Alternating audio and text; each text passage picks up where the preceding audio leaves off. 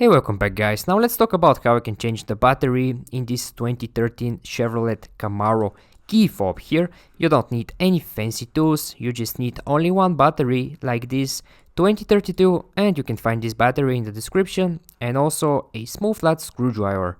And now when you're ready, let's begin with the tutorial. The first thing you need to do is press this button over here, and when you press it this way you can open your mechanical key like this.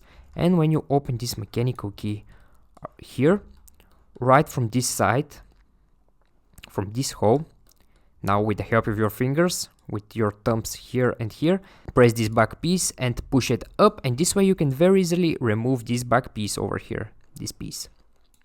Alright, and when you remove this back piece, right after that, here you see your old dead battery. Now to remove the battery, it's very easy. Just take the tip of the small flat screwdriver, insert it here or here, it doesn't matter, and just push the battery outside. And now when you remove the battery, here in the same place, just insert your new battery like this. And also make sure it's with the positive side facing up. So this step here is very important. And now when you place your new battery over here, take this back piece here, take it again, make sure you align it perfectly again. All corners must match perfectly, and just snap them together, just like this here.